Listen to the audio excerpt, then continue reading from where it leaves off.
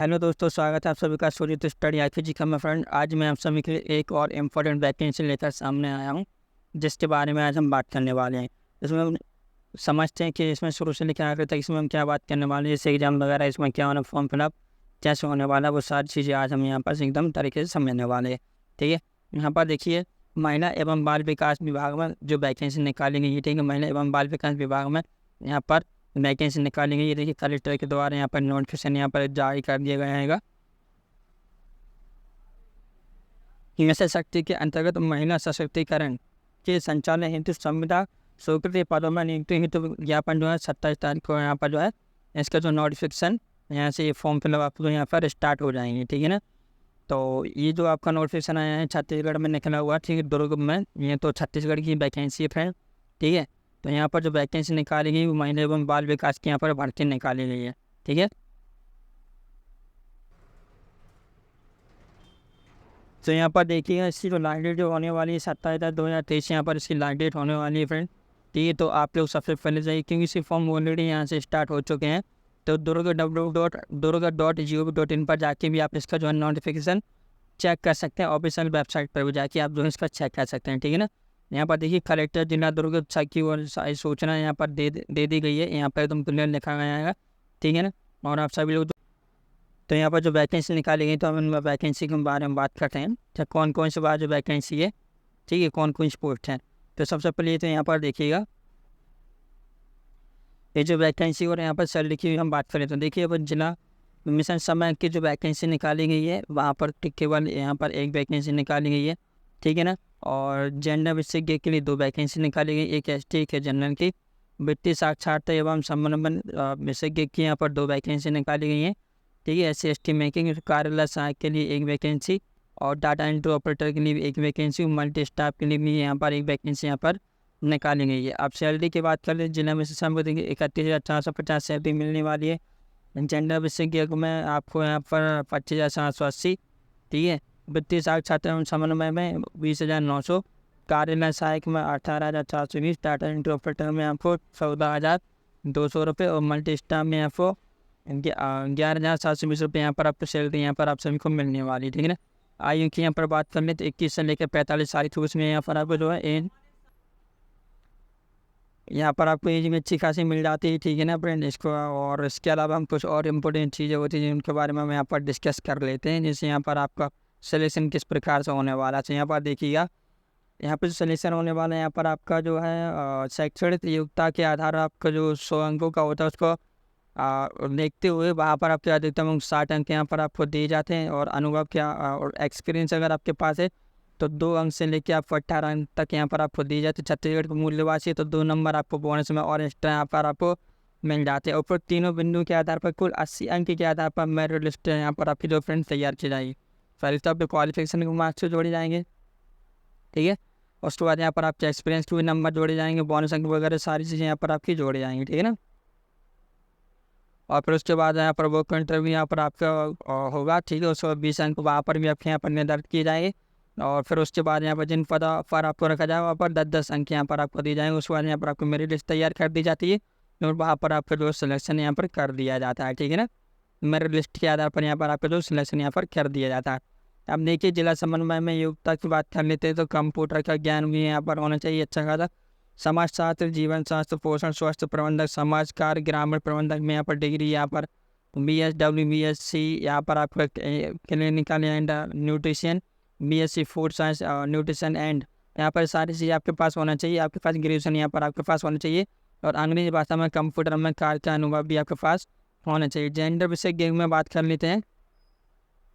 Qualification सामाजिक कार्य एवं अन्य सामाजिक क्षेत्रों में डिग्री होनी चाहिए आपके पास। ठीक है, कंप्यूटर का भी ज्ञान होना चाहिए आप सभी के पास। ठीक है ना, और इसके बाद बात कर लेते हैं वित्तीय साक्षरता समन्वय में, तो अर्थशास्त्र, बैंकिंग, समाज शास्त्र में आपके पास डिग्री होनी चाहिए, कंप्यूटर का भी ज्ञान होना चाहिए। और यहाँ पर डिग्री जो भी यहाँ पर आपका जो है एक्सपीरियंस आपका कंप्यूटर में भी होना चाहिए। कार्यालय सहायक की बात कर लेते हैं। यहाँ पर देखिए, लेखा अन्य क्षेत्रों में स्नातक डिग्री डिप्लोमा आपके पास होना चाहिए। ठीक है ना, लेखा सब्जेक्ट में यहाँ पर आपको विषय में यहाँ पर कोई एक लेखा एक विषय में यहाँ पर आपका होना चाहिए।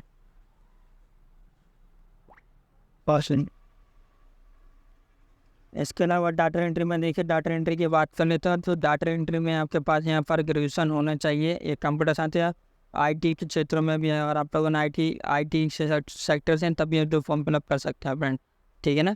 और यहाँ पर आपका देखिए एक्सपीरियंस भी यहाँ पर आप लोगों से मांगा है 3 साल के यहाँ पर एक्सपीरियंस इन सभी पोस्टों के लिए आपके पास यहाँ पर 3 साल का एक्सपीरियंस भी कम से कम मांग रहा है, ठीक है ना।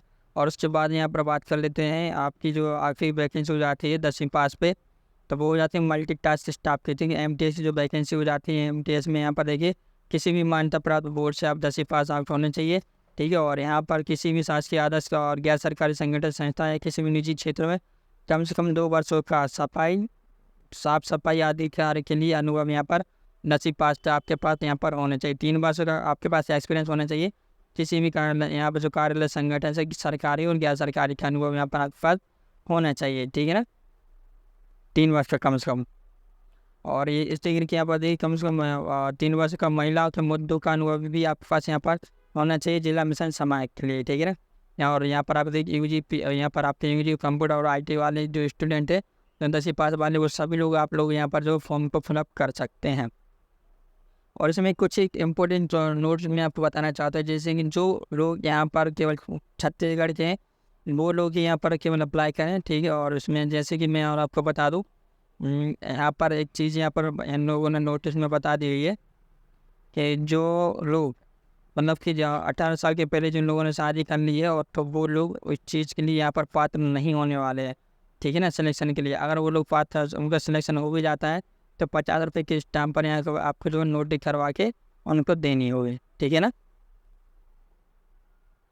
और नियुक्ति की अवधि देखिए, यहाँ पर समस्त पदों पर प्रथम बार संविदा एक मुक्त वेतन पर अधिकतम 2 वर्ष की अवधि हेतु योग्य अभ्यर्थी का चयन किया जाएगा, ठीक है। 2 वर्ष की अवधि के लिए चयन किया जाएगा, आवश्यकता के आधार पर भी ये बढ़ाया जा सकता है। 1 वर्ष के लिए भी जिला कलेक्टर द्वारा कलेक्टर द्वारा आपका जो कार्यकाल और बढ़ाया जा सकता है। अब ऐसे तो आपको 2 साल की, और जैसे आपको लगता है जिला कलेक्टर को, तो और कार्यकाल आपका 1 साल के लिए और यहाँ पर बढ़ा दिया जाएगा, क्योंकि संविदा पोस्ट पर से आपकी वैकेंसी निकालेंगे ये 2 साल के लिए, ठीक है ना।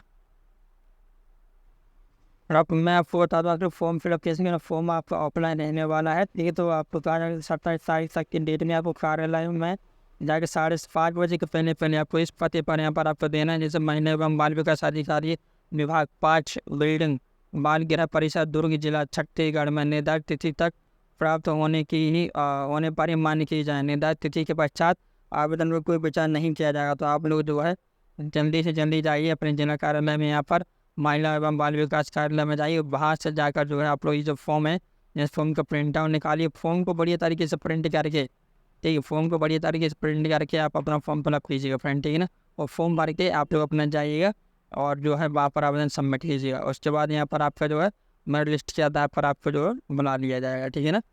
और अगर आप लोग को डाउट हो किसी प्रकार तो कमेंट कर दीजिएगा, डाउट का सोल्यूशन आपको कमेंट में मेरे द्वारा करा दिया जाता है, ठीक है ना। बाकी यहाँ पर जो इंपॉर्टेंट चीज़ें थी जो वो मैंने आपको बता दी है। आपकी उम्र जो है 21 वर्ष से लेकर 25 वर्ष मतलब 45 साल तक है, यहाँ तक की आपकी एज इन लोगों ने यहाँ पर मांगी है, ठीक है।